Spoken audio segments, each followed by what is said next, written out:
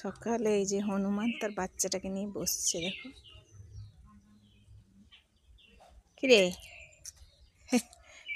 এই যে পালিয়ে যাচ্ছে, বাচ্চা যেহেতু আছে ওই জন্য তার ভয়।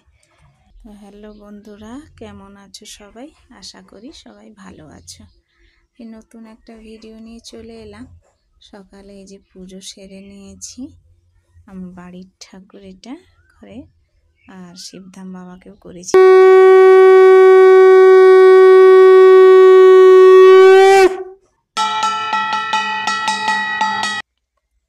এই যে শিবধাম বাবাকে পুজো করে নিয়েছি। এই যে বেসন বড়া শুধু মাখা মাখা তরকারি করব, তো বেসনে দিয়েছি জিরে, শুকনো লঙ্কা গুঁড়ো, নুন, একটু হচ্ছে ইস্ট দিয়েছি, দিলে ফুলবে, অল্পই দিয়েছি ইস্ট। তেল বসিয়ে দিয়েছি, গরম হয়ে গেছে, ছেড়ে দিব। ছোট ছোট করে সব ভেজে তুলে নেব। এই যে বড়াগুলো সব ভেজে নিয়েছি। পনিরটা আলাদা রান্না করব, তো বেসন বড়াটা আলাদা রান্না করব। পনিরটা ভেজে নিচ্ছি, হালকা ভেজে তুলে নিব। যে অল্প হালকা হালকা করে ভেজে নিয়েছি।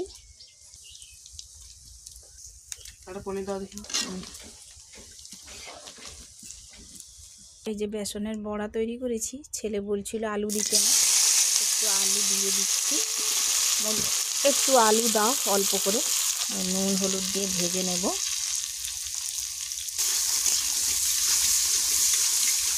মশলাটা বেটেছি, জিরে, ধনে, গোটা জিরে, গোটা ধনে, আর হচ্ছে একটু নারকেল, কাঁচা লঙ্কা আর জিরে, আদা একসঙ্গে বেটে নিয়েছি। একটু এলাচ দিয়েছি, একেবারে সব পিষে নিয়েছি। তেলে একটু চিনি দিয়ে দিচ্ছি। এই যে চিনিটা ফুটে উঠেছে, শুকনো লঙ্কা দিয়ে দিলাম, তেজপাতাটা দেব না, তো তোমাদের দাদা একটু বিরক্ত ভাব হয়, তো মশলাটা দিয়ে দিলাম। এটা একটু কষাবো। টমেটো দিয়ে দিলাম, স্বাদ মতো লবণ দেব, যেহেতু আলুতে সবেতে একটু লবণ দেওয়া আছে। হলুদ দিয়ে দিলাম, ভালো করে কষাবো। তো আদার গন্ধ টন্ধ চলে গেছে, তো তবুও আর অল্প জল দিয়ে আর একটু কষাবো। এইটা থেকে তেল বেরিয়ে যাবে। এই দেখো বন্ধুরা, মশলা থেকে তেলটা বেরিয়ে গেছে। এবারে বেসন বড়াগুলো ভেজে রেখেছিলাম আর আলুটা দিয়ে দিব।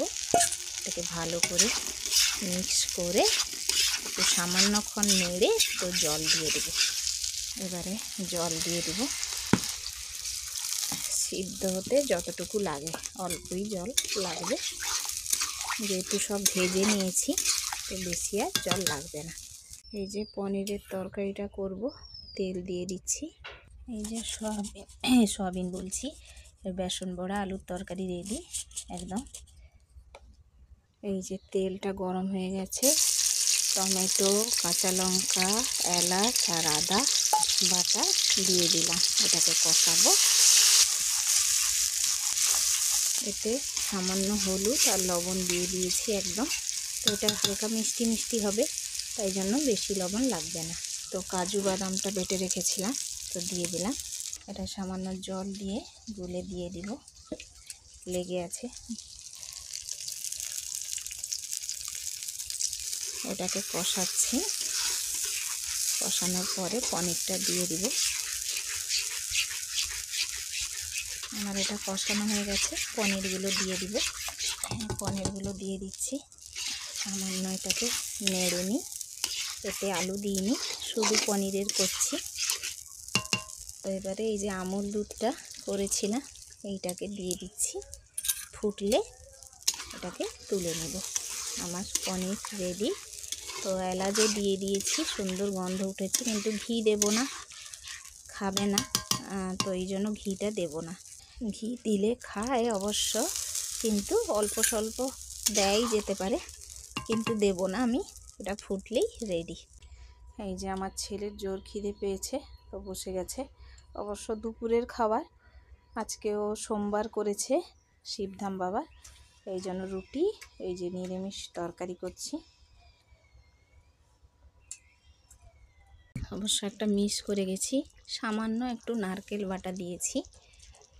এই যে ছেলেকে পনিরের তরকারি দিয়ে দিলাম। এই যে তোমাদের দাদা খেতে চলে এসেছে। এই বেসন বড়া, আলুর তরকারি, পনিরের তরকারি আর মাছ আর ঢেঁড়সের লেবুর টক। পরিশ্রম পরিশ্রম হয়েছে জোর। আর খিদে পাচ্ছে, খাবি? এই যে রাতে রুটি, সুজি আর পনিরের তরকারি। আর তোমাদের দাদা এই যে ওটস আর সুজি, পনির নেবে না। বন্ধুরা, ভিডিওটা যদি ভালো লাগে লাইক, শেয়ার, কমেন্ট করে দিও। সাবস্ক্রাইব অবশ্যই করো। আজকের মতো এখানেই শেষ করছি। আবার একটা নতুন ভিডিও নিয়ে নতুন ভিডিও নিয়ে চলে আসবো। ততক্ষণে বন্ধুরা সুস্থ থেকো, ভালো থেকো।